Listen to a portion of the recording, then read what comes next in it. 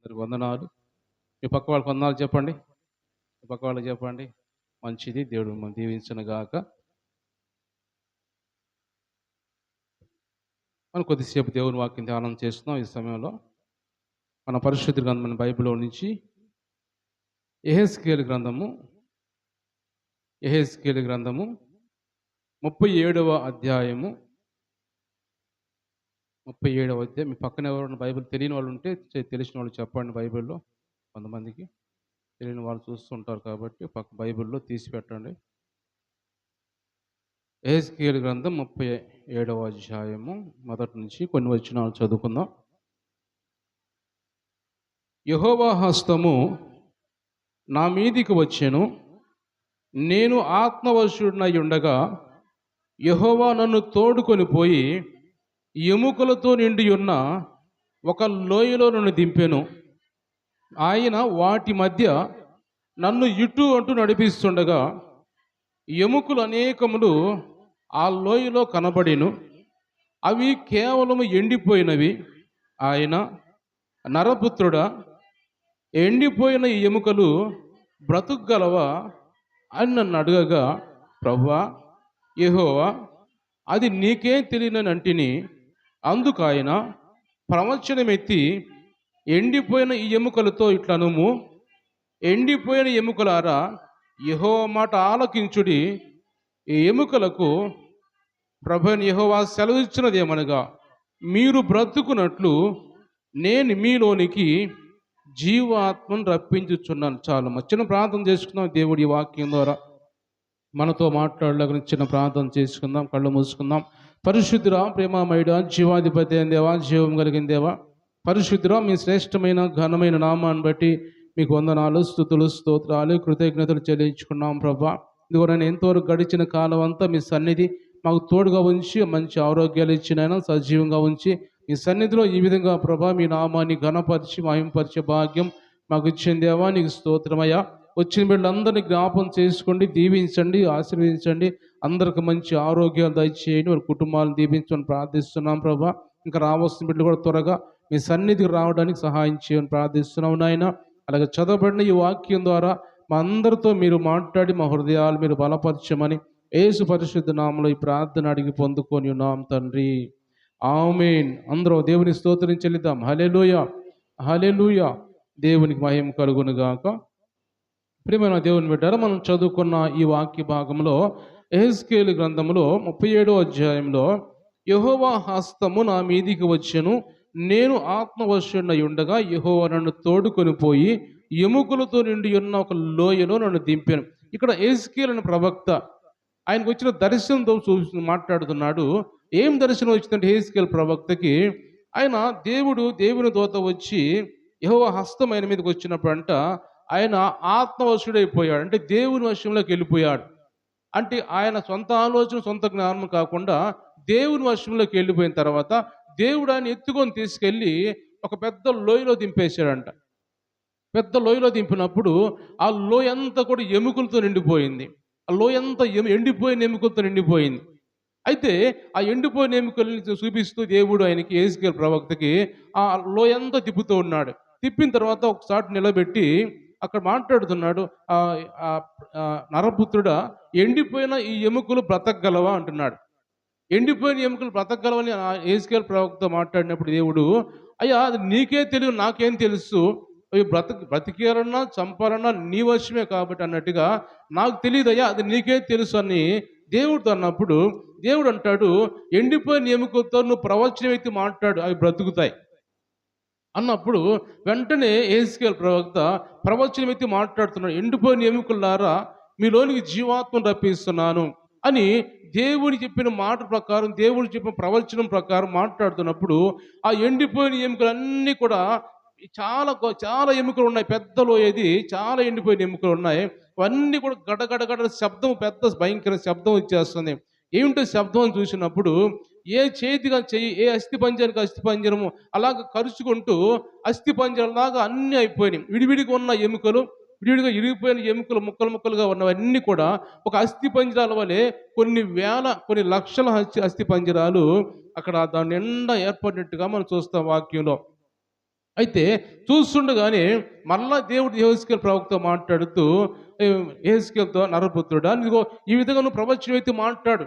దాని మీదకి శరీరం వచ్చే విధంగా, దాని మీదకి నరం వచ్చే విధంగా, నరాలన్నీ ఎముకల మీదకి వచ్చే విధంగా నువ్వు ప్రవచనం మాట్లాడుతున్నప్పుడు, ఆయన మాట్లాడుతున్నప్పుడు నరాలు వస్తున్నాయి ఎముకల మీదకి, ఆ అస్థిపంజల మీద నరాలు వస్తున్నాయి, శరీరం వస్తుంది, అలాగే మాంసం వస్తుంది. అలాగా ఒక అస్థిపంజరాలు ఎముకలుగా ఉన్న ఆ ఎముకలు, ఎండిపోయిన ఎముకలు ఒక మనిషి రూపంలోకి వచ్చేసినాయి. దేవుని స్తోత్రం చెల్లిద్దాం, హల్లెలూయా. ఒక మనిషి రూపంలోకి వచ్చి అలాగ నిర్జీవంగా పడిపోయి ఉన్నాయి. ఎందుకంటే దాంట్లో జీవాత్మ లేదు, దాంట్లో జీవము లేదు కాబట్టి అలాగ పడిపోయి ఉన్నాయి.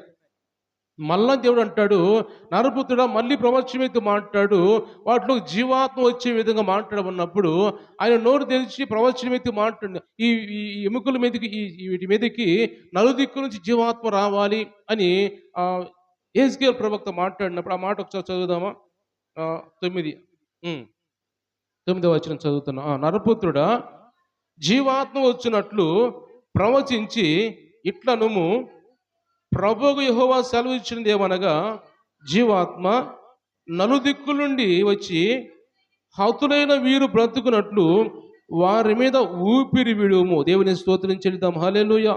ఎప్పుడైతే ఆ విధంగా నలుదిక్కుల నుంచి వచ్చి జీవాత్మ ఆకాశం నుంచి వచ్చి ఆ పడిపోయిన నిర్జీవంగా ఉన్న శవాల మీద ఆ జీవాత్మ వచ్చిందో, వెంటనే దిగ్గులు లేచి నిలబడినట్టుగా మనం చూస్తాం వాక్యంలో. లెక్కించలేకుండా ఉన్న సైన్యంగా మారిపోయారంట వాళ్ళు. అంటే మనం నోటితో లెక్కించలేకుండా అంత ఎక్కువగా సైన్యం ఉన్నారంట. అంటే లోయంతా కూడా బ్రతికిన వారితో గమనించినట్టయితే ఎందుకు దేవుడు ఈ మాటలు మాట్లాడుతున్నాడు యెహెజ్కేలు ప్రవక్తని పిలిచి? అక్కడ ఉన్నది ఒక నిజంగా జరిగింది కాదు, కానీ ఒక దర్శనం చూపిస్తున్నాడు యెహెజ్కేలు ప్రవక్తకి. ఇదిగో ఇలాగ ఒక లోయ ఉంది, లోయలో ఎముకలు ఉన్నాయి, ఎండిపోయిన ఎముకలు ఉన్నాయి. ఆ ఎండిపోయిన ఎముకలు అలాగ నిర్జీవంగా ఉన్నప్పుడు దేవునికి సాధ్యమైంది వాళ్ళు బ్రతికటానికి అని ఎందుకు ఈ మాటలు మాట్లాడుతున్నాడు అంటే, ఎవరి గురించి మాట్లాడుతున్నాడు అంటే ఇజ్రాయేలు ప్రజల గురించి మాట్లాడుతున్నాడు. ఇజ్రాయెల్ ప్రజల గురించి ఎందుకు మాట్లాడుతున్నాడు? ఇజ్రాయెల్ ప్రజలు ఎక్కడున్నారు అప్పుడు అంటే వాళ్ళ సొంత దేశంలో లేరు, ఇజ్రాయెల్ దేశం లేరు. వాళ్ళు బబులోను దేశంలోకి వెళ్ళిపోయి ఆ దేశంలో వాళ్ళు కష్టాలు పడుతున్నారు, ఇబ్బందులు పడుతున్నారు, వాళ్ళు వేదన పడుతూ ఉన్నారు, వాళ్ళు హింసిస్తున్నారు. దేశస్తులు, రాజులు అందరూ కలిసి, సిపాయిలు కలిసి వాళ్ళు హింసిస్తున్నారు, వాళ్ళ చేత వెట్టి చాకరీ చేయించుకుంటున్నారు, బానిసలుగా ఉన్నారు. వాళ్ళు స్వతంత్రంగా ఏ మాట్లాడడానికి లేదు, ఏ స్వతంత్రంగా ఏ పని చేయడానికి కూడా లేదు. బానిసలుగా బ్రతుకుతున్నారు అక్కడ పోయి ప్రజలందరూ కలిసి. ఆ దేశంలో ఒక లోయ, బబులోను దేశానికి ఒక లోయగా దేవుడు మాట్లాడుతున్నాడు. ఆ లోయలో, ఒక లోయ అంటే ఎలాంటి ప్రదేశం అది? ఇలా లోతైన ప్రదేశాలు లోయ అంటారు. అలాంటి లోయలో వాళ్ళు ఉన్నారు. అంటే వారికి జీవము లేని వారుగా ఉంటున్నారు, వాళ్ళు శక్తి లేని వారుగా ఉంటున్నారు, వాళ్ళు బలం లేని వారుగా ఉంటున్నారు. ఎండిపోయిన ఎముకలు ఎలాగైతే ఏమి చేయలేని పరిస్థితుల్లో ఉంటాయో అలాగ వాళ్ళ జీవితాలు ఎండిపోయినట్టుగా దేవుడు మాట్లాడుతున్నాడు. అంటే అక్కడ స్వతంత్రంగా ఏమి చేయడానికి లేదు. వాళ్ళు ఏం చెబితే చేయాలి, చేయకపోతే వాళ్ళు కొరడాలు తీసుకొని కొడతారు, ఆహారం పెట్టరు, అలాగ చనిపోతున్నా కూడా చూస్తూ ఉంటారు, కానీ ఏమాత్రం పట్టించుకోరు. అందుకని అంటున్నాడు, వారు ఎండిపోయిన ఎముకల వలె అక్కడ అంత దేశంలో ఉన్నారు. ఆ లోయ బబులోను దేశానికి సాదృశ్యంగా ఉంది. ఆ లోయలో ప్రజలందరూ దేవుని వెళ్ళిపోయి ఉన్నప్పుడు మీరందరూ కూడా ఈ ఎండిపోయిన ప్రజల వలె ఉన్నారు, జీవితాలు ఎండిపోయిన వాళ్ళే అని దేవుడు యెహెజ్కేలు ప్రవక్తతో మాట్లాడుతున్నాడు. అయితే ఈ మాటలన్నీ కూడా దేవుడు అక్కడ మాట్లాడుతూ గమనించినట్టయితే, ఆ మాట తర్వాత మనం చదువుకున్నట్టయితే 11వ వచనం చదువుదాం. అప్పుడు ఆయన నాతో ఇట్లా, నేను నరపుత్రుడా, ఈ ఎముకలు ఇజ్రాయేలందరిని సూచించున్నవి. వారు మన ఎముకలు ఎండిపోయేను, మన ఆశ విఫలమాయను, మనము నాశనమైపోతిమే అని అనుకొనుచున్నారు. కాబట్టి ప్రవచనమెత్తి వారితో ఇట్లనము, ప్రభువు యెహోవా సెలవిచ్చినదేమనగా, నా ప్రజలారా, మీరున్న సమాధులను తెరిచేదను. చాలు దేవుని స్తోత్రం చెల్లిద్దాం, హల్లెలూయా. ఇది గమనించినట్టయితే దేవుడు ఇక్కడ మాట్లాడుతున్నాడు. ఎందుకు ఈ మాటను చెబుతున్నానంటే ఇదంతా ఇజ్రాయెల్ ప్రజల గురించి మాట్లాడుతున్నాడు. ఇజ్రాయెల్ ప్రజల జీవితాలు కూడా అలాగే ఉన్నాయి. ఎందుకంటే ఒకళ్ళు మాట్లాడుకుంటున్న దేవుడు వింటూ ఉన్నాడు. ఆ దేశంలో ఉండి, బబులోను దేశంలో ఉండి ఇజ్రాయెల్ ప్రజలు వాళ్ళు అనుకుంటున్నారంట, మన జీవితాలు అయిపోయినరా, మనం నాశనం అయిపోయాము, మన జీవితాలు ఇక్కడనే నశించిపోవటమేను, మళ్ళీ మన దేశం మనం వెళ్ళము, మనం అభివృద్ధి చెందేది లేదు, మన జీవితాలు బాగుపడేది లేదు, మనం ఇక్కడ మన రోగాలతోటి వ్యాధులతోటి బానిసలుగా ఇక్కడ ఇట్లా మనం చనిపోవడం తప్ప ఇంకా మనకు అవకాశం లేదు అని వాళ్ళు బాధపడుతూ ఏడుస్తూ బాధతో కష్టాలు చెప్పుకుంటూ ఒకళ్ళు మాట్లాడుకుంటున్నది దేవునికి వినపడింది అన్నమాట. దేవుడు ఈయన అంటున్నాడు, నరపుత్రుడా, ఈ విధంగా వాళ్ళు మాట్లాడుకుంటున్నారు కాబట్టి నేను వారితో మాట్లాడుతున్నాను. మీరు బాధపడాల్సిన అవసరం లేదు, మీరు భయపడాల్సిన అవసరం లేదు. ఎంత లోయలో ఉన్నా కానీ, ఎలాంటి ఎండిపోయిన పరిస్థితిలో మీరు ఉన్నా కానీ నేను వాళ్ళని బాగు చేస్తాను. వాళ్ళు ఎక్కడున్నారు ఇప్పుడు అంటే వారు సమాధిలో ఉన్న వారి వల్లే ఉన్నారు. సమాధిలో ఎలా ఉంటారు? సమాధిలో చనిపోయిన తర్వాత సమాధిలో పూడ్చిపెడతాం మనం. పూడ్చిపెట్టిన తర్వాత కొంతకాలానికి అలాగ ఎండిపోయిన ఎముకలు అయిపోతాయి. మొదటి రోజు అలాగా కొన్ని రోజుల తర్వాత పురుగులు పట్టడం కావచ్చు, లేదా పురుగులు అయిపోయిన తర్వాత ఎండిపోవడం కావచ్చు, చీకిపోవడం కావచ్చు. ఈ విధంగా కొన్ని రోజులకి అంతా అయిపోయి ఒట్టిగా ఎముకలు మాత్రం మిగిలిపోతాయి. ఎండిపోయిన ఎముకల వలె ఉంటాయి సమాధుల్లో. వాళ్ళు అనుకుంటున్నారు మేము సమాధిలో ఉన్న వారి వలె ఉన్నాం అనుకుంటున్నారంట. లేదు లేదు, మీ సమాధులు నేను తెరుస్తాను అంటున్నాడు ఇక్కడ దేవుడు. మీ సమాధులు నేను తెరిచి మిమ్మల్ని అక్కడి నుంచి బయటకు తీసుకొచ్చి మిమ్మల్ని నేను బాగు చేస్తాను అంటున్నాడు దేవుడు. దేవుని స్తోత్రం చెల్లిద్దాం. హల్లెలూయా. దేవుడు ఎందుకు ఈరోజు మనతో మాట్లాడుతున్నా అంటే మన జీవితాలు కూడా ఒకవేళ ఎండిపోయిన పరిస్థితుల్లో ఉంటే, మన కుటుంబస్తులు కావచ్చు, లేదా బంధువులు కావచ్చు, ఇంట్లో వారు కావచ్చు, అయిన వారు కావచ్చు, మనల్ని ఎక్కడ పట్టించుకోకుండా, మన మాట వినకుండా, మనల్ని దూరపరుస్తూ, లెక్క చేయకుండా, అంటే మనల్ని అలాగా దూరపరిచే వారిగా, ఎడం చేసేవారిగా అలా ఉంటున్నప్పుడు మనం కూడా అనుకోవచ్చు ఒక్కోసారి, నన్ను అందరూ విడిచిపెట్టేశారు, నన్ను ఎవరు పట్టించుకోవటం లేదు, నా జీవితం ఇంతే, నా జీవితం ఎండిపోయిన పరిస్థితులు అయిపోయింది, నాతో ఇక ఎవరు మాట్లాడరు, నన్ను ఎవరు పట్టించుకోరు అని ఒకవేళ మనం అనుకుంటే వారితో దేవుడు ఈరోజు మాట్లాడుతున్నాడు. మీరు అలాగా ఎండిపోయే మా జీవితాలు అయిపోయి అనుకోవడం అవసరం లేదు, మీరు భయపడాల్సిన అవసరం లేదు. ఎందుకంటే నేను యెహోవాను, నేనున్నాను, నేను బాగు చేసేవాడిని. మీ జీవితాలు ఎండిపోయినా మళ్ళీ వాటిని చిగురింపు చేసేవాడిని నేను. ఎండిపోయిన మొద్దుల్ని చిగురింపజేసే దేవుడు ఆయన. యెషయి మొద్దు చిగురించిన దేవుడు ఆయన. ఎందుకంటే అలా ఎందుకు రాయబడిందంటే యెషయి మొద్దు చిగురించినట్టుగా యెషయా గ్రంథం రాయబడిన మాట అంటే కొన్ని అలా ఎందుకు రాయబడ్డాడంటే వాళ్ళ జీవితం అలాగా ఎండిపోయిన పరిస్థితిలో ఉన్నప్పుడు వాళ్ళు అనుకుంటున్నారు మేము మొద్దులాగా అయిపోయాము, మేము ఇక్కడ చిగురించమనుకున్నప్పుడు దేవుడు అంటున్నాడు మరలా నేను చిగురింపు చేస్తాను. నేను ఎలాంటి మొద్దైనా ఎండిపోయిందైనా సరే నాకు అసాధ్యమైంది ఏది లేదు అని దేవుడు ఇక్కడ మాట్లాడుతున్నట్టుగా మనం చూస్తున్నాం దేవుని వాక్యం. దేవుని స్తోత్రం చెల్లిద్దాం. హల్లెలూయా. కాబట్టి ఈరోజు ఈ వాక్యం ద్వారా దేవుడు మనల్ని బలపరుస్తున్నది ఏమిటంటే మనం నిరాశ చెందాల్సిన అవసరం లేదు, మనం దేని గురించి భయపడాల్సిన అవసరం లేదు. దేవుడు లేనివారు భయపడాలి. ఈ లోకంలో దేవుడు లేనివారు భయపడాలి. జీవం కలిగిన దేవుడు లేనివారు భయపడాలి. కానీ మనం జీవం కలిగిన దేవుడు కలిగి ఉన్నాం కాబట్టి, ఆ దేవుడు మనల్ని జీవింపజేసే దేవుడు కాబట్టి, మన అవసరాల హక్కులు తీరుస్తూ, మన బలహీనత నుంచి విడుదల చేస్తూ మనతో ఉండే దేవుడు కాబట్టి మనం దేని గురించి కూడా భయపడాల్సిన పని లేదు. ఎందుకు మనం దేవుడిని కలిగి ఉన్నాం కాబట్టి. దేవుడు ఈరోజు మాట్లాడుతున్నాడు, మీరు మీ జీవితాలు ఎలా ఉన్నా కానీ, ఎలాంటి హీన స్థితిలోకి వెళ్ళిపోయినా కానీ, లేకపోతే ఎలాంటి ఆర్థిక ఇబ్బందులు కావచ్చు, బలహీనతలు కావచ్చు, లేకపోతే కుటుంబ పరిస్థితులు కావచ్చు, అలా ఎలాంటి పరిస్థితులు ఉన్నా కానీ మీరు బాధపడుతూ మా జీవితానికి ఇంతే, మమ్మల్ని ఎవరు మా బంధువులు పట్టించుకోరు, మా స్నేహితులు పట్టించుకోరు, మా భర్త పట్టించుకోరు, నా భార్య పట్టించుకోరు, ఇలా నా బిడ్డలు పట్టించుకోవటం లేదు. ఈ రోజులు చాలామంది గమనించినట్టయితే ఎంతమందిని తల్లిదండ్రులు తీసుకెళ్ళి అనాథాశ్రమంలో పడేసి వాళ్ళు ఉంటున్నారు. ఎందుకంటే వాళ్ళ పని అయిపోయింది, వాళ్ళ జీవితం అయిపోయింది, వాళ్ళు ఎక్కడో తీసుకెళ్ళి అనాథాశ్రమంలో పడేస్తున్నారంటే ఎందుకు అలా జరుగుతుందంటే అలాగా మనుషుల మధ్య చాలా భేదాలు వచ్చేస్తూ ఉన్నాయి, పట్టించుకొని పరిస్థితులు వస్తున్నాయి. అందుకొని జీవితాలు అలాగే కృషించిపోయే పరిస్థితిలో ఉన్నప్పుడు అలాంటి వారు చాలా బాధపడుతుంటారు. అయ్యో మా పని అయిపోయింది కదా, మమ్మల్ని ఇంకా తీసుకొచ్చారు పడేస్తారు కదా, మమ్మల్ని పట్టించుకోరు కదా అనే బాధతో వేదనతో వాళ్ళు ఉంటున్న పరిస్థితి చాలా మందిని గమనిస్తూ ఉన్నాం మనం. అలాంటి పరిస్థితులు దేవుడు మాట్లాడుతున్నాడు, నువ్వు దేవుడిని నమ్ముకుంటే, నువ్వు దేవుని దగ్గరికి వస్తే, నువ్వు దేవుని దగ్గర ప్రార్థన చేసి ప్రభువా నా జీవితం ఎలాగుంది, నా జీవితం మరలా బాగుపడాలి, నా జీవితం ఎండిపోయిన పరిస్థితిలో ఉంది, మరలా అది మంచిగా చిగురించాలి ప్రభు అని దేవుని దగ్గర మనం ప్రార్థన చేస్తే ఖచ్చితంగా దేవుడు మన జీవితాన్ని చిగురింపజేసే దేవుడు ఆయన. మన సమస్యల నుంచి విడుదల చేసే దేవుడు ఆయన. మన బాధల నుంచి విడుదల చేసే దేవుడు ఆయన. కాబట్టి ఇక్కడ ఇజ్రాయెల్ ప్రజలు కూడా అనుకుంటున్నారంట, అక్కడ దేవుడు ఆయనతో మాట్లాడుతూ యెహెజ్కేలుతో మాట్లాడుతూ అంటున్నాడు, నరపుత్రుడా, ఇజ్రాయెల్ ప్రజలు అనుకుంటున్నారు మనం నశించిపోయాము, మన జీవితాలు అయిపోయినాయి, మన బ్రతకము, మన పని అయిపోయింది అని చెప్పుకుంటున్నారు.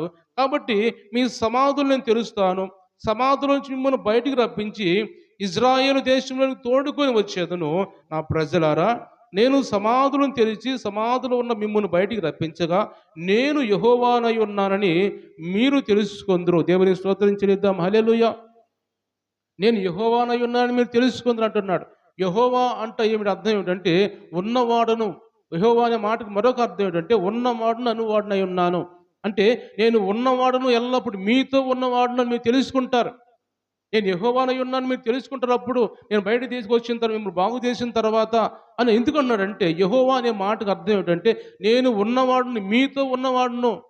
మీరు అనుకుంటున్నారు మాతో ఎవరు లేరు, మమ్మల్ని అందరూ విడిచిపెట్టేశారు అనుకుంటున్నారు, కానీ నేను మీతో ఎల్లప్పుడూ ఉన్నవాడిని మీతో నేను అంటున్నాను. కాబట్టి దేవుని మీరు గమనించినట్టయితే మరి ఒక వాక్యం మనం చూసామంటే దేవుని వాక్యంలో యెషయా గ్రంథంలో ఒక మాట రాయబడి చూడండి. ఇక్కడ సీయోను ప్రజలు అనుకుంటారంట దేవుడు మమ్మల్ని విడిచిపెట్టేశాడు, మాతో ఇక నా దేవుడు మాతో లేడు, మమ్మల్ని జ్ఞాపకం చేసుకోవటం లేదు అని కొంతమంది ప్రజలంట వాళ్ళు అనుకుంటూ ఉంటారంట. ఒక మాట చదువుదామా?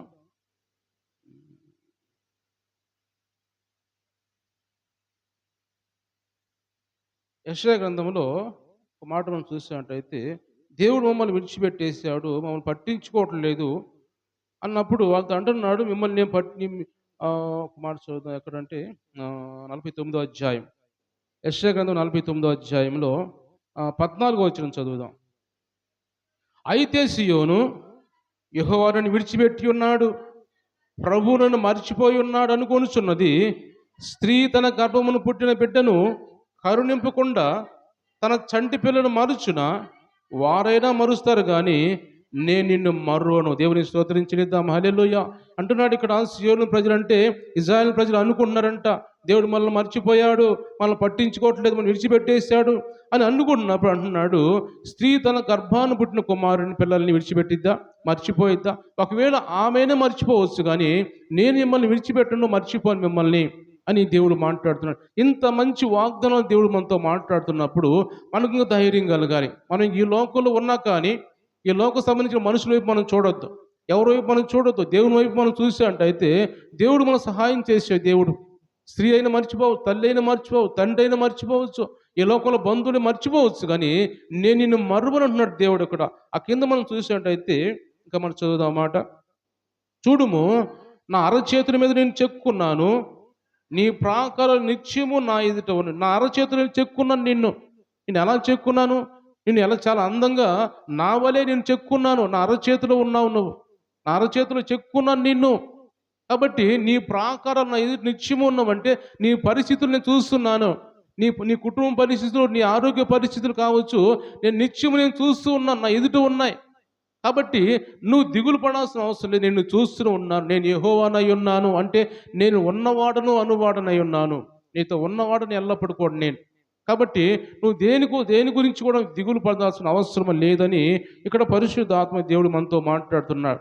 కాబట్టి అలాగ దేవుడు ఈరోజు మనతో మాట్లాడుతున్న మాట ఏమంటే మనము కూడా ఈరోజు దేవుడు మనకి చాలామంది జీవితాల్లో కూడా కొన్ని పరిస్థితులు అనుకోకుండా అకస్మాత్తు కొన్ని బలహీనతలు లేకపోతే అనుకోకుండా కొన్ని సమస్యలు కుటుంబాల్లో ఎలా వస్తున్నప్పుడు మనం వెంటనే మన ఆలోచనలు మారిపోతుంటాయి. ఇంతకాలం నాతో ఉన్నారు, లేకపోతే ఇంతకాలం నాకు ఆరోగ్యం ఉంది, ఇప్పుడు నాకు ఇలాంటి పరిస్థితి అయిపోయింది, నన్ను ఇంకెవరు పట్టించుకుంటారు, ఎండిపోయిన పరిస్థితి అది అయిపోయింది అని దిగులుతో విచారముతో ఉన్నప్పుడు దేవుడు అంటున్నాడు నేను యెహోవానై ఉన్నాను అంటున్నాడు. అంటే నేను నీతో ఉన్నాను, నన్ను నమ్ము, నీ గొప్ప కార్యం నీ జీవితంలో నేను చేస్తా అంటున్నాడు దేవుడు. దేవుని స్తోత్రం చెల్లిద్దాం. హల్లెలూయా.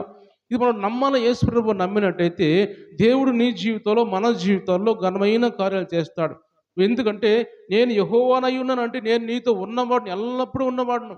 మోషేతో అంటాడు దేవుడు, మోషే అంటాడు ప్రభువా నన్నేమో నీ ఇశ్రాయేలు ప్రజల మధ్యకి వెళ్ళమంటున్నావు, వాళ్ళు ఐగుప్తు దేశంలో ఉన్నారు, వాళ్ళ దగ్గర ఫరో రాజు ఉన్నాడు, ఆ ఫరో రాజు దగ్గరికి నేను వెళ్ళి ఇశ్రాయేలు ప్రజలతో మాట్లాడాలంటే ఒకవేళ నేను ఎవరు ఒప్పించారు ఇశ్రాయేలు ప్రజలు అంటే ఎవరని చెప్పాలి, నీ పేరేంది అని మోషే దేవుని అడిగినప్పుడు దేవుడు అంటాడు నేను ఉన్నవాడును అంటాడు. అంటే నేను యెహోవానై ఉన్నాను, నేను మీతో ఉన్నవాడును, వాళ్ళతో ఉన్నవాడునని చెప్పు. ఎల్లప్పుడూ ఎక్కడ ఉన్నవాడు? నిన్న నేడు నిరంతరం ఏకరీతిగా ఉన్నవాడు, గడిచిన రోజుల్లో ఉన్నవాడు, ఇప్పుడే ఉన్నవాడు, రాబోయే దినాల్లో మనకు తోడుగా ఉండే దేవుడు ఆయన. మన నుంచి దూరం అయిపోయే దేవుడు కాదు ఆయన. 139 కీర్తనలో అంటాడు, అక్కడ దావీదు అంటాడు, నేను ఆకాశం ఉన్న అక్కడ నాతో ఉన్నాడు దేవుడు. నేను సముద్రం అడుగు భాగాన వెళ్తున్న నాతో దేవుడు అక్కడ ఉన్నాడు. నేను ఎక్కడ ఉన్నా కానీ దేవుడు నాతో అక్కడ ఉన్నాడు అంటున్నాడు. అంటే ఆయన మనం ఎక్కడ ఉంటే అక్కడ ఉంటాడు మనతోటి. ఆయన బిడ్డలైన వారు ఎక్కడ ఉంటే ఆయన మనతోనే వస్తాడు. ఆయన మనం విడిచిపెట్టి ఒక చోట ఉండే దేవుడు కాదు ఆయన. నేను ఆయన నమ్ముకున్నావు కాబట్టి, రక్షించబడ్డావు కాబట్టి నీకు ఏ అపాయం కడకుండా దేవుడు నీతోనే ఉంటాడు. నీ ప్రక్క నడుస్తూ ఉంటాడు. ఆయన దూతల్ని చుట్టూ కాపలాగా ఉంచుతాడు దేవుడు. ఆయన విడిచిపెట్టే దేవుడు కాదు ఆయన. అన్నాడు కదా, స్త్రీ అయినా మర్చిపోయిద్దాం కానీ నేను నిన్ను నేను విడిచిపెట్టను, నేను నీతో ఉంటాను అంటున్నాడు.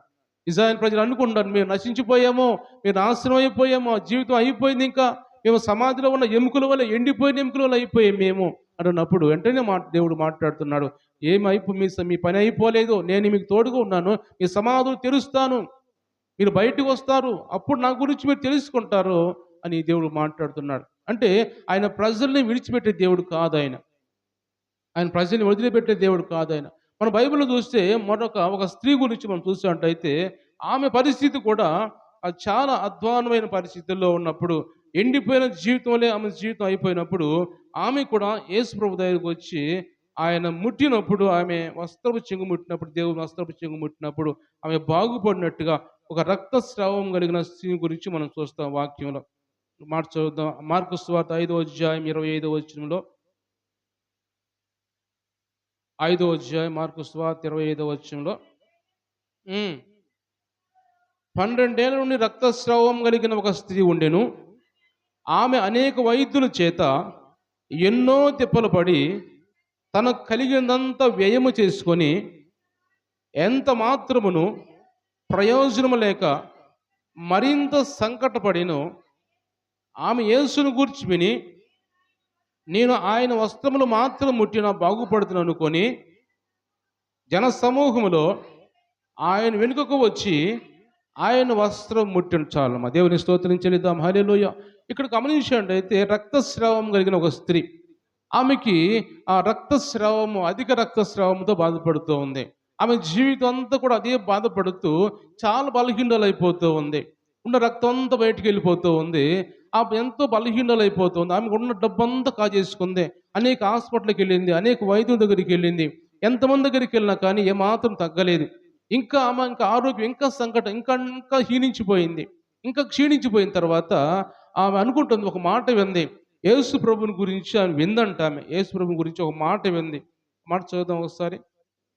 27 వచ్చి అంటది, ఆమె యేసును గూర్చి విన్నదంట. ఆమె యేసును గూర్చి విని ఆయన గొప్ప కార్యాలు చేస్తున్నాడు, అద్భుతాలు చేస్తున్నాడు, ఆశ్చర్యకార్యాలు చేస్తున్నాడు, కాబట్టి నేను ఆయన దగ్గరికి వెళ్ళి ఆయన వస్త్రాన్ని ముట్టితే చాలు. ఎందుకంటే ఆమె ఎందుకు అంత చాటుకి వెళ్ళాల్సిన అవసరం వచ్చిందంటే, చాటుగా వెళ్ళి వస్త్రం ముట్టుకోవాలి నేను అని ఎందుకు అలా ఆలోచన చేసిందంటే, ఆ రోజుల్లో రక్తస్రావం కలిగిన స్త్రీల్ని ప్రజల మధ్య ఉండనివ్వరు వాళ్ళు, ఇజ్రాయెల్ ప్రజలు. ఎందుకంటే అది ఒక హోలీ ల్యాండ్. వాళ్ళ దృష్టిలో ఆ ఇజ్రాయెల్ దేశం అంతా కూడా హోలీ ల్యాండ్, పరిశుద్ధమైన ప్రదేశం. వాళ్ళ భూమిలో కాపాడుకుంటూ ఉంటారు. అందుకని అది పరిశుద్ధమైన ప్రదేశం కాబట్టి ఇలా రక్తస్రావం కలిగిన వారు, కుష్టు రోగులు కానీ ఇంకా కొన్ని వ్యాధులు గల వారిని ఆ దేశంలో ఉండేవారు. వాడు ప్రాకారం బయటికి తీసుకెళ్ళి గుడారాలు వేసి ఆ గుడారాల్లో పెడతారు వాళ్ళని తీసుకెళ్ళి. అందుకే అనుకుంటుంది, నేను తెలిస్తే, నాకు ఈ బలహీనతను తెలిస్తే నేను ఎవరు ప్రజలు రానీరు.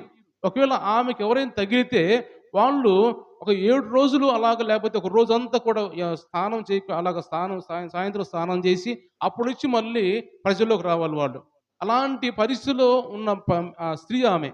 అందుకు ఎవరు తగలకూడదు, ఎవరు తెలియకుండా సీక్రెట్గా పోయి యేసు ప్రభు చెంగుని ముట్టాలి అనుకుందామె. వెళ్ళి చాటుగా పోయి యేసు ప్రభు చెంగుని ముట్టాలని వెళ్ళిన తర్వాత, వెళ్ళి ఆయన చెంగు ఎప్పుడైతే ముట్టిందో వెంటనే ఆమె రక్తదారం కట్టిపోయినట్టుగా, లేకపోతే ఆమె బాగుపడినట్టుగా, ఇంక ఏ ప్రాబ్లం లేకుండా ఆరోగ్యం కలిగినట్టుగా ఆమెకు అర్థమైపోయింది. వెంటనే యేసు ప్రభు పక్కకు తిరిగి, నన్ను ఎవరో ముట్టారు అంటున్నాడు. పేతురు అంటాడు, ఏంటి ప్రభా ఎవరో ముట్టారంట? నీ చుట్టూ వేల మంది ప్రజలు ఉన్నారు, ఎవరో ఒకరు తాగుకుంటారులే. కాదు ఎవరో విశ్వాసంతో నన్ను ముట్టారు అని అన్నప్పుడు వెంటనే ఆమె యేసు ప్రభు ముందు భయపడుతూ వచ్చి ఆమె విషయం అంతా చెప్పుకుందంట. ఆమెకు జరిగిన విషయం అంతా కూడా మాట రాయబడ్డ, చూడండి, మాట చదవండి ఒకసారి. ఆ యేసు ప్రభు ముందుకు వచ్చిన తర్వాత ఏమని చెప్పింది ఆమెకు కలిగిన విషయం అంతా కూడా నివారణ తెలుసుకున్న తర్వాత ఒక మాట చదువుకుందాం, నేను చెప్తాను. 33 అప్పుడు ఆ స్త్రీ తనకు జరిగింది ఎరిగి భయపడి వణకుచూ వచ్చి ఆయన ఎదురు సాగిలపడి తన సంగతి అంతా కూడా ఆయనతో చెప్పేసిందంట. తన సంగతి అంతా ఏం చెప్పింది? అయ్యా, నేను ఇన్ని సంవత్సరాల నుంచి బాధపడుతూ ఉన్నాను. ఇన్ని సంవత్సరాల నుంచి నేను వైద్యుల దగ్గరికి వెళ్ళాను, కానీ నాకు స్వస్థత కలగలేదు ప్రభువా. నేను నీ దగ్గరికి వచ్చి నీ వస్త్రపు చెంగు ముట్టిన తర్వాత నాకు స్వస్థత వచ్చిందని ఆమె సంగతి అంతా చెప్పేసిందంట. ఈరోజు దేవుడు మనతో మాట్లాడుతున్న మాటలు కూడా మనం కూడా దేవుని దగ్గరికి వచ్చి దేవుని సన్నిధిలో మనం కూడా మనకున్న బలహీనత కావచ్చు, మనకున్న సమస్యలు కావచ్చు, ఏమైతే ఉన్నాయో ఆ సంగతులన్నీ కూడా దేవుని దగ్గర చెప్పాలి. మనం మోకరించి దేవుని సన్నిధిలో ప్రార్థన చేస్తున్నప్పుడు ఆ ఏమైతే మన జీవితంలో జరుగుతున్నాయో, ఏమైతే ఒక్కటి కూడా దాచకూడదు, మరలా దేవుని దగ్గర దాచకుండా సంగతి అంతా కూడా దేవునికి చెప్పాలి. నువ్వు మనుషులకు చెప్పట్లేదు కదా, నువ్వు మనుషులు చెబితే మనుషులు విని ఇవి వీళ్ళేదో చేశారు కాబట్టి అని మనసులో పెట్టుకుంటారు. వీళ్ళు మంచోళ్ళు కాదు, వీళ్ళు పాపులు మనసులో పెట్టుకుంటారు మనుషులు. నువ్వు సీక్రెట్గా ఒక్కడే ఉన్నప్పుడు దేవునితో మాట్లాడి దేవుని దగ్గర ఒప్పేసుకో అన్ని. ప్రభా, నా సంగతి ఇది, నా పరిస్థితి ఇది, నేను పాపంలో ఉన్నాను, లేకపోతే నాకు ఈ దోషంలో ఉన్నాను, నేను ఈ బలహీనతలో ఉన్నాను, నా సమస్య ఇది ప్రభు అని నీ సంగతులు ఏమైతే ఉన్నాయో అన్నీ చెప్పుకుంటే దేవునితోటి, దేవుడు ఖచ్చితంగా నీ మాట విని నీ ప్రార్థన విని బాగు చేసే దేవుడు ఆయన. దేవుని స్తోత్రం చెల్లిద్దాం. హల్లెలూయా. వెంటనే అక్కడ చూసిన మాట ఏంటంటే, చెప్పిన తర్వాత అందుకు ఆయన అంటున్నాడు, కుమారి, నీ విశ్వాసం నీ స్వస్థపరిచింది, సమాధానం కలదాన పొమ్ము, నీ బాధ నివారణ అయి నీకు స్వస్థత కలుగునుగా కానీ ఆమెతో చెప్పాను. దేవుని స్తోత్రం చెల్లిద్దాం. హల్లెలూయా. వెంటనే అంటున్నాడు, అమ్మ, నీ బాధ వెళ్ళిపోయింది, నీకు నివారణ అయింది, నువ్వు బాగుపడ్డావు, నువ్వు సమాధానంగా ఇంటికి వెళ్ళిపో అంటున్నాడు. ఎంతో సంతోషంతో ఎంతో సమాధానంతో ఇంటికి వెళ్ళిపోయింది. అప్పుడు దాకా ఎంతో బాధతో వేదంతో ఉన్నది. అంటే ఎండిపోయిన ఆమె జీవితాన్ని దేవుడు మరలా చిగురింపజేశాడు. ఆమె అనుకుంది, నా పరిస్థితి అయిపోయింది, నా జీవితం అయిపోయింది, నేను చనిపోయే పరిస్థితికి వచ్చాను, హీన స్థితికి వచ్చాను నేను అని అనుకున్నప్పుడు వెంటనే దేవుడు ఆమెను ఎప్పుడైతే ఆమె తాకిందో విశ్వాసంతో ఆమె ఎండిపోయిన బ్రతుకును మరలా బాగు చేశాడు. అందుకే దేవుడు ఈరోజు మాట్లాడుతున్నాడు, ఎండిపోయిన జీవితాలు, ఎండిపోయిన ఎముకలను బాగు చేసే దేవుడు ఆయన. ఎండిపోయిన ఎముకలు జీవాన్ని ఇచ్చే దేవుడు ఆయన. ఎండిపోయిన ఎముకల్ని బ్రతికించే దేవుడు ఆయన. జీవాత్మ పంపించి ఒక మనుషులుగా చేసే దేవుడు ఆయన. అనుకోవచ్చు మనం, ఇజ్రాయేల్ ప్రజల గురించి ఇలా మాట్లాడుతున్నాడు ఏంటి, ఎండిపోయిన ఎముకలు అంటున్నాడు, వాళ్ళు మామూలుగా మనుషుల్లాగానే ఉన్నారు కదా అనుకోవచ్చు. కానీ మనుషుల్లాగానే ఉన్నారు, కానీ వాళ్ళు చచ్చిన స్థితిలో ఉన్నారు. ఒక మాట మనం చదువుకున్నట్టయితే ఎఫెసీయులకు రాసిన పత్రికలో 2వ అధ్యాయం మొదట్లో మనం చదువుకున్నట్టయితే అక్కడ ఒక మాట చదువుకుందాం. మీ అపరాధముల చేతను పాపముల చేతను మీరు చచ్చిన వారై ఉండగా ఆయన మిమ్మును క్రీస్తుతో బ్రతికించెను. దేవుని స్తోత్రం చెల్లిద్దాం. హల్లెలూయా. ఎలా ఉన్నారు వాళ్ళు? అపరాధముల చేత పాపముల చేత చచ్చిన వారిగా ఉన్నారంట. వాళ్ళు బ్రతుకుతున్నాం, నడుస్తున్నాం, జీవిస్తున్నాం, బాగానే ఉంది, కానీ మనలో ఉన్న పాపాల చేత, మనలో ఉన్న అపరాధముల చేత చచ్చిన స్థితిలో ఉన్నామంట. మనం బతికిన వారం కాదు, జీవిస్తున్నాం కానీ ఎవరి పేరుకు మాత్రమే అది. అంతేకాని మనము లోకానుసారంగా ఉన్నాం, లోకంలో చచ్చిపోయిన వారిగా ఉన్నాం. అంటే దేవుణ్ణిలో బ్రతికే వరకు మనం ఉండాలి. దేవుని ఆత్మ మనలోకి వస్తే, జీవాత్మ వస్తే అప్పుడు మనం జీవిస్తామని దేవుడు మాట్లాడుతున్నాడు. ఈరోజు ఎండిపోయిన పరిస్థితుల్లో ఒకవేళ నీ జీవితం ఉంటే దేవుడు నీతోనే మాట్లాడుతున్నాడు. నీ జీవితం మరలా దేవుడు చిగురింపజేస్తాడు. నేను యెహోవానై ఉన్నాను, నేను నీతో ఉన్నవాడిని అంటున్నాడు దేవుడు. నీతోనే ఉన్నాడు దేవుడు. అనుకోవచ్చు, నాతో కూడా ఉంటాడా, నాతో కూడా మాట్లాడతాడు దేవుడు అని నువ్వు అనుకోవచ్చు. కానీ దేవుడు అలాంటి వారి కోసం దేవుడు వచ్చాడు. అలాంటి దీనుల కోసం దేవుడు వచ్చాడు. ఏదో ధనికుల కోసం రాలేదు, ఉన్నవారి కోసం రాలేదు. దేవుడు యేసు ప్రభు లోకానికి దీనుల కోసం వచ్చాడు, బలహీనుల కోసం వచ్చాడు. నీచులు అంటాడు కదా, వాక్యం రాయబడింది కదా, నీచులు నేర్పరచుకోవడానికి వచ్చాడంట ఆయన. నీచులు నేర్పరచుకొని బాగు చేసే వాళ్ళని నేను వాడుకోవడానికి వచ్చాను. జ్ఞానం లేని వారిని, బలహీనుల్ని వాళ్ళు బాగు చేసి వాళ్ళు వాడుకోవడానికి నేను వచ్చాను ఈ లోకానికి.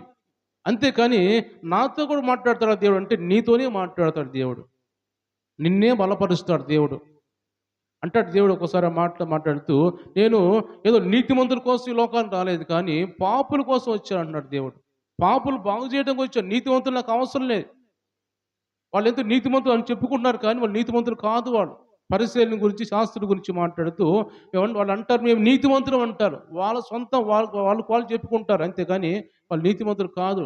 అలాంటి వారి కోసమే రాలేదు, కానీ పాపుల కోసం, దీనుల కోసం, లేని వారి కోసం, పేదవారి కోసం, అలాంటి వారి కోసం నేను వచ్చాను అంటాడు దేవుడు. కాబట్టి మనందరూ దేవుడు మాట్లాడే దేవుడు ఆయన. ఎవరితోనో మాట్లాడతాడు, ఎవరినైనా బలపరుస్తాడు, ఎవరికైనా సహాయం చేస్తాడు ఆయన. కాబట్టి మనం గమనిస్తే బైబిల్‌లో కొత్త నిబంధనలో గమనిస్తే యేసుప్రభు ఎంతమందిని బాగు చేయలేదు.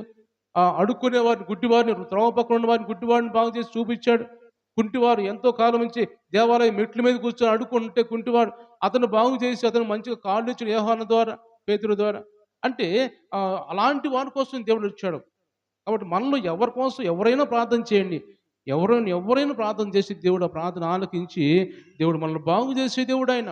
కాబట్టి నీ జీవితం అనుకోవచ్చు, ఈ మాట ద్వారా మన విశ్వాసంతో మనం ఎదగాలి ఇంకా.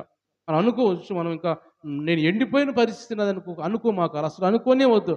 ఎందుకంటే మనం దేవుడిని కలిగి ఉన్నాం కాబట్టి ఆయన జీవాధిపతి, స్వస్థపరిచే దేవుడైన, ఆరోగ్యం ఇచ్చే దేవుడైన, మన సమస్యలు తీర్చే దేవుడు కాబట్టి మనం దిగులు చెందాల్సిన పని లేదని దేవుడు మాట్లాడుతున్నాడు. దేవుని స్తోత్రం చెల్లిద్దాం. హల్లెలూయా.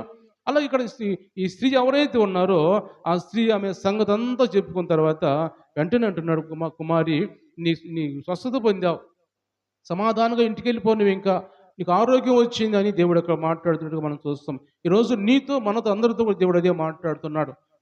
దేవుడు మనం ఎప్పుడైతే ఆయన దగ్గరికి వెళ్ళి ప్రార్థన చేసి, ప్రభా నా పరిస్థితి, నా జీవితం ఇది, నా జీవితం ఈ సమస్యలు ఉన్నాయి, మా కుటుంబంలో ఈ సమస్యలు ఉన్నాయి, నీ సంగతి అంతా దేవుని చెప్పుకో. ఒక్కళ్ళే ఉన్నప్పుడు ఏమి దరిద్రట్లేదు, ఒక్కళ్ళే ఉన్నావు, ఇంట్లో కూర్చున్నావు, దేవుని దగ్గర కూర్చొని వచ్చిరని మాటలే నీకు ఏదో దానికి పెద్దగా చదవాల్సిన నేర్చుకోవాల్సిన అవసరం లేదు. ప్రార్థన నీకు వచ్చిరాని మాటలే, ఒక మనిషితో మాట్లాడినట్టు దేవుడితో మాట్లాడు, అదే చాలు.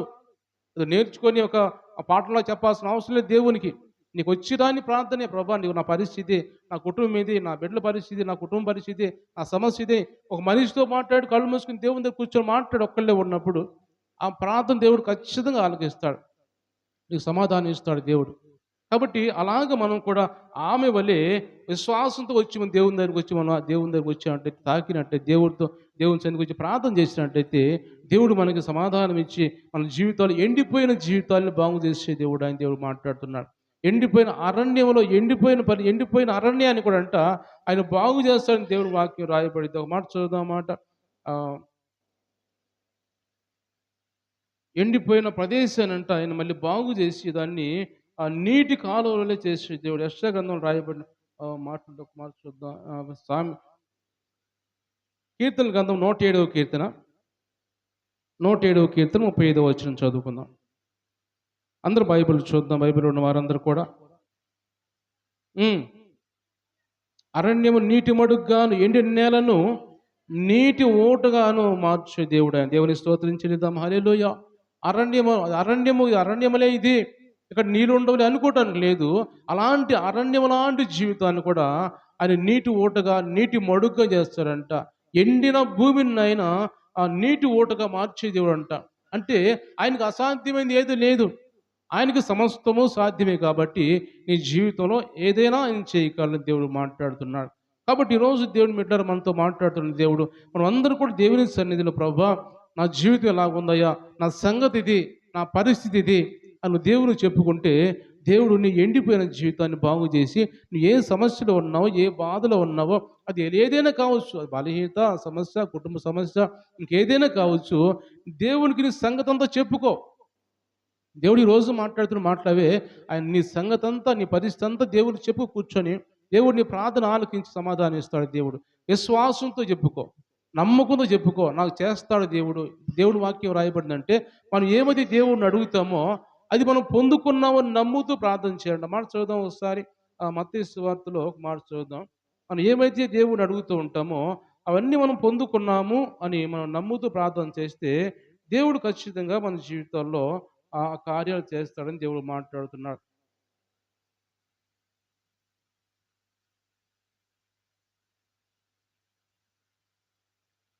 ఒక మాట మనం చూసామంటే మత్తయి సువార్త 21వ అధ్యాయం. మత్తయి సువార్త 21వ అధ్యాయంలో 22వ వచనం చదువుకుందాం.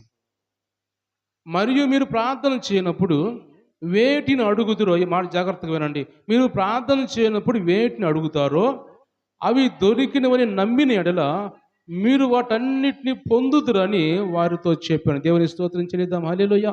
మనం ప్రార్థన చేసేటప్పుడు ఎలా ప్రార్థన చేయాలంటే, నేను పొందుకున్నాను, నేను అడిగింది నేను పొందుకున్నాను అని నాకు దయచేయి ప్రభా, నాకు ఈ ప్రభా అని కాదు, కానీ నేను పొందుకున్నాను అని నమ్ముతూ ప్రార్థన చేయాలి. నమ్మాలంట మనం.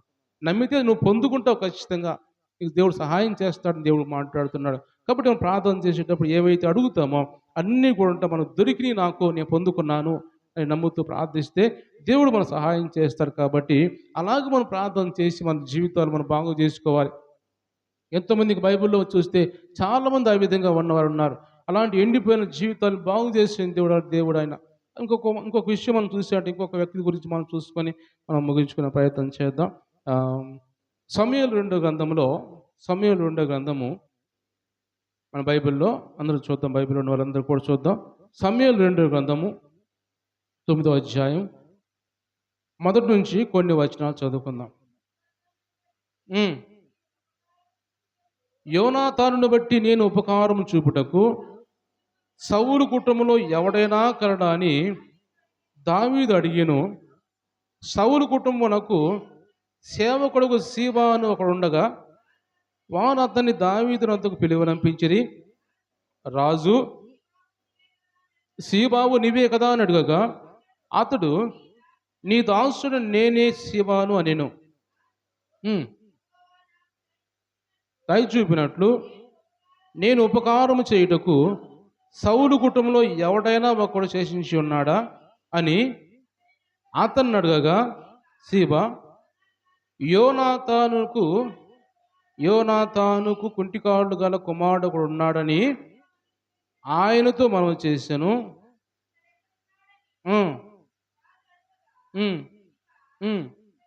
చిత్తగించుము, లోదెబారిలో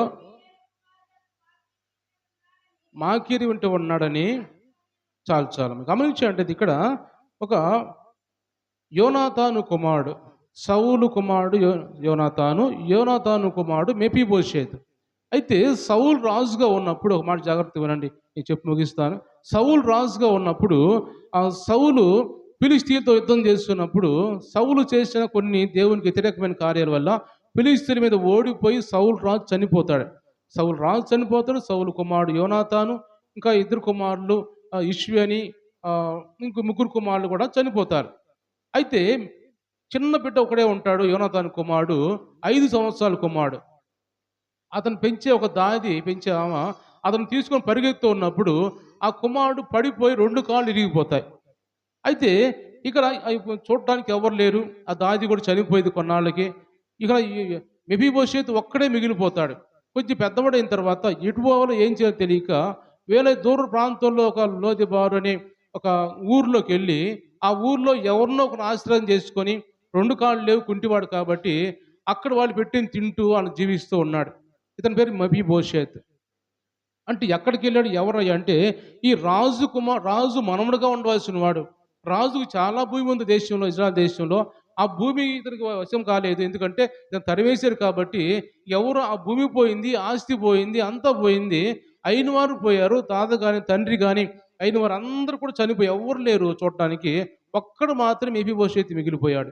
ఒక్కడు మిగిలిపోయి ఇక నా పరిస్థితి ఏంది, నా జీవితం ఏంటి, నన్ను ఎవరు చూస్తారు, నేను ఎలా తినాలి, ఎక్కడ ఉండాలి, నాకు ఇల్లు లేదు, వాకిలు లేదు, తినటానికి కూడా లేదు, నన్ను అది పలకరించేవాళ్ళు ఎవరు లేరు నన్ను అని బాధపడుతూ ఉన్నప్పుడు ఎవరో మాకీరు అనే ఒక వ్యక్తి దగ్గర తీసుకుని అన్నం పెడుతూ అలా జీవిస్తూ ఉన్నాడు. కొంతకాలం తర్వాత దావీదు రాజు అయిన తర్వాత అంటాడు, ఈ సౌలు కుటుంబంలో ఎవరైనా మిగిలి ఉన్నారంటే ఆ పనివాడు ఒకడు వచ్చి అంటాడు, మెఫీబోషెతు కుంటికాళ్ళు కలిగిన వాడు ఒక్కడ మాత్రం మిగిలి ఉన్నాడంటే అతను తీసుకురమ్మంటాడు. వీళ్ళందరూ పోయి, సైనికులందరూ పోయి మెఫీబోషెతుని తీసుకొని దావీదు దగ్గరికి వచ్చినప్పుడు దావీదు మెఫీబోషెతుతో మాట్లాడతాడు. మెఫీబోషెతు నువ్వేనా అన్నప్పుడు నేనేనయ్యా అని భయపడుతూ మాట్లాడుతుంటాడు. అంటే అతని జీవితం ఎలాంటి పరిస్థితికి వెళ్ళిపోయింది, మెఫీబోషెతు జీవితము ఇంకెవ్వరు లేని పరిస్థితికి వెళ్ళిపోయాడు. అతని జీవితం కొంతకాలం బ్రతికి ఆహారం పెట్టేవాడిని తింటాము, లేకపోతే పస్తూ ఉంటాము, లేకపోతే ఎంతకాలం బ్రతుకుతాడో ఆయనకే తెలియదు, ఎవరు అయిన వారు లేరు. ఎండిపోయిన జీవితం వల్లే లోదెబారు అంటే మేత లేని స్థలం అని అర్థం. లోదెబారు అంటే మేత లేని స్థలము, అంటే ఎండిపోయిన స్థలము.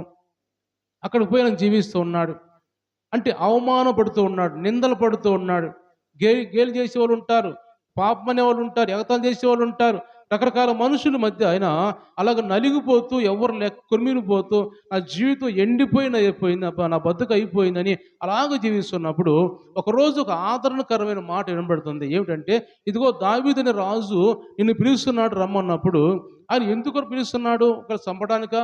రాజవంశంలో ఇంకొకరు మిగిలి ఉన్నాడని చంపడానికా అని భయపడుతూ పోయిన తర్వాత దావీదు అంటాడు, నువ్వేం భయపడాల్సిన అవసరం లేదు. నీ తండ్రికి నేను నేను మాట ఇచ్చాను, నిబంధన చేశాను కాబట్టి నిన్నేం చేయను, నువ్వు నా దగ్గరే ఉండు. నీ పోయిన భూమి మళ్ళీ నీకు ఇస్తాను, నీ పోయిన పనివారు మళ్ళీ నీకు వస్తారు, నీకు మళ్ళీ నువ్వు మంచిగా జీవిస్తావు. నువ్వు భోజనం కూడా నా దగ్గరే, ఒక రాజు దగ్గర కూర్చొని రాజు బల్ల మీద ఏమైతే తింటారో అవి నువ్వు తింటావు అని మెఫీబోషెతుకి దావీదు ఒక మంచి ఒక ఆదరణకరమైన మాట ఒకటి మాట్లాడతాడు. దేవుని స్తోత్రం చెల్లిద్దాం, హల్లెలూయా. అంటే ఆయన ఏమనుకున్నాడు? నేను నా పని అయిపోయింది, నా జీవితం ఎండిపోయింది అని పట్టించుకుని ఎవరు కూడా అని మెఫీబోషెతు అనుకున్నప్పుడు ఆయన జీవితం ఒక మార్పు చెందింది. ఎండిపోయిన జీవితం వల్ల చిగురింపేసే అవకాశం ఆయనకు వచ్చినట్టుగా దేవుని వాక్యం మనం చూస్తూ ఉన్నాం. దావీదు అంటున్నాడు, నువ్వు ఎక్కడ తినాల్సిన అవసరం లేదు, నేను రాజును కాబట్టి నేను తినే బల్ల మీద నువ్వు తిను, నా పక్కన కూర్చొని తిను నువ్వు అని ఒక రాజు కుమారుడుగా, ఒక యువరాజుగా పోయిన జీవితాన్ని మరలా ఆయన మళ్ళీ పొందుకున్నట్టుగా, ఒక రాజు మనవడైన ఆ సౌలు రాజు మనవడైన మెఫీబోషెతు ఆ జీవితం పోయిన తర్వాత మరలా అలాంటి జీవితం మరలా దావీదు ఇచ్చాడు. అంటే దేవుడు అంటున్నాడు, ఆయనతో మాట్లాడుతూ దేవుడు అంటున్నాడు, దావీదుని ఏర్పరచుకున్న తర్వాత దావీదు ఆయన తీసుకొచ్చి ఆయన్ని మంచిగా చూసుకోవడం కారణం ఏమిటంటే, దేవుడు దావీదుకి ఇచ్చిన మంచి మనసు. దావీదు దేవుడు లాంటి మనసు కలిగి ఉన్నాడు కాబట్టి, దేవుడు అలాంటి హృదయానుసారుడుగా దావీదు ఉన్నాడు కాబట్టి, అలాంటి మంచి మనసుతోటి ఇతన్ని దగ్గరికి తీసుకొని వచ్చి, అంత మాత్రమే కాకుండా అతని తండ్రి అయిన యోనాతానుతో ప్రమాణం చేశాడు, నిబంధన చేశాడు, నీ సంతానాన్ని నేను కాపాడుతానని. ఆ మాట ప్రకారము దగ్గర తీసుకొచ్చాడు. దేవుని వాక్యం మనం చూస్తూ ఉన్నాం. కాబట్టి ఈరోజు దేవుడు మనం మాట్లాడుతున్న మాట ఏంటంటే, అయిపోయిన జీవితాన్ని, నా పని అయిపోయి మనం పడిపోయాం, నా ఎండిపోయిన జీవితం మనం ఎవరు పట్టించుకోరు అని అనుకున్న మనుషులతోటి, అనుకున్న వారితోటి దేవుడు ఈరోజు మాట్లాడుతున్నాడు. నేను యెహోవానై ఉన్నాను, నేను మిమ్మల్ని బాగు చేసేవాడిని, మీ సమాధుల్లో నేను తెరుస్తాను, మీరు ఎక్కడో లోపల ఉన్నాం, ఎవరు బయట తీసుకురాలేరు అని అనుకుంటున్నారు మీరు. నేను మిమ్మల్ని బయట తీసుకొచ్చి మీ దేశంలో మమ్మల్ని క్షేమంగా చేర్చి మీ క్షేమ స్థితిని మరలా నేను ఇస్తాను మీకు అని దేవుడు ఇక్కడ మాట్లాడుతున్నట్టుగా దేవుని వాక్యం చూస్తున్నాం. ఇజ్రాయెల్ ప్రజలతో మాట్లాడిన మాటలు ఈరోజు మనతో కూడా దేవుడు మాట్లాడుతున్నాడు. మనం కూడా అలాంటి పరిస్థితిలో ఉంటే, ఎవరైనా ఈరోజు దేవుని సన్నిధికి వచ్చిన బిడ్డల్లో ఎవరైనా అలాంటి బాధతో వేదనతో, నా కుటుంబ పరిస్థితి ఇలాగ ఉంది అని ఇంకా బాధతో వేదనతో ఉన్నారా?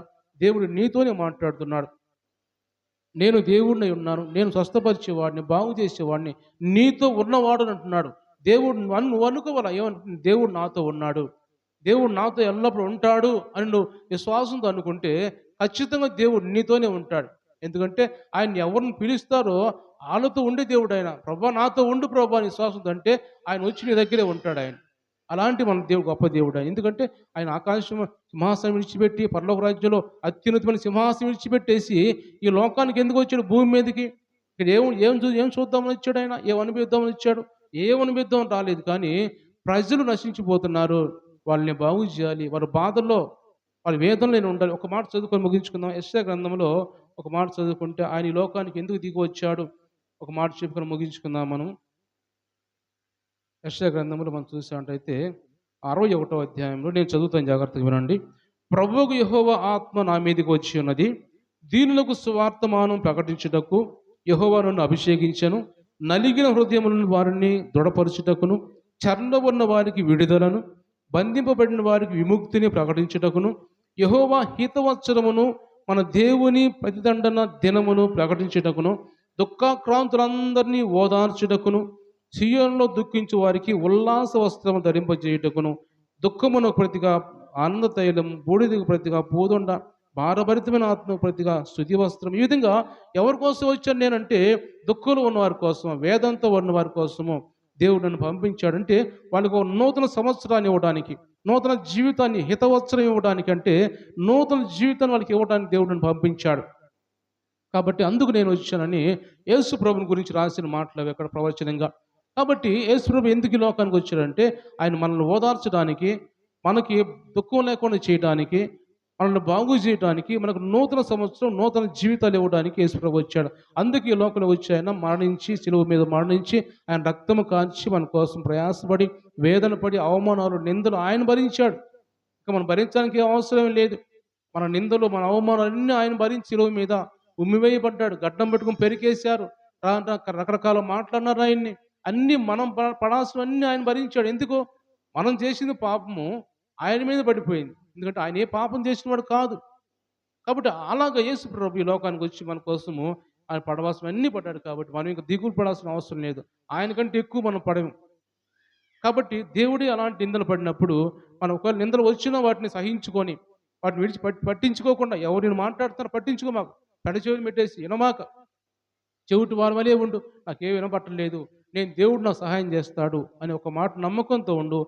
ఖచ్చితంగా నీ జీవితాన్ని మరలా ఎండిపోయిన నీ జీవితాన్ని, బాధలతో, వేదనలతో కృంగిపోయిన నీ జీవితాన్ని దేవుడు మరలా బాగు చేసి, నీ జీవితాన్ని చిగురింపజేసి మరలా నీకు మంచి కుటుంబంలో ఆనందం, సంతోషంతో నింపుతాడని దేవుడు ఈ రోజు మనతో మాట్లాడుతున్నాడు. కాబట్టి ఈ మాటలన్నీ విన్న మనం కూడా అలాగ దేవుని సన్నిధిలో రక్తస్రావం కలిగిన స్త్రీ ఎలాగైతే మొర్ర పెట్టుకుందో, తన సంగతి అంతా ఎలా చెప్పుకుందో, ఈరోజు అలా నువ్వు సంగతి అంతా చెప్పుకో. నీ కుటుంబ పరిస్థితి దేవునికి చెప్పుకో. అప్పుడు దేవుడు నీ ప్రార్థన విని నీకు సహాయం చేసి నీకు జవాబు ఇస్తాడు. దేవుడు నీ కుటుంబాన్ని దీవిస్తాడు. దేవుడు ఈ మాటలు దీవించి ఆశీర్వదించును. అందరం కూడా కళ్ళు మూసుకుందాం, ప్రార్థన చేసుకుందాం కొద్దిసేపు. దేవుడు మనతో మాట్లాడిన మాటలను ప్రభువా, ఈరోజు మాతో మాట్లాడేందుకు వందనాలు నాయన. అవును, మా జీవితాలు ఎండిపోయిన పరిస్థితిలో ఉన్నాయ్యా. ఎంతో దిగులుతో, వేదనతో ఉన్నావు నాయన. ఎంతో బాధతో ఉన్నావు.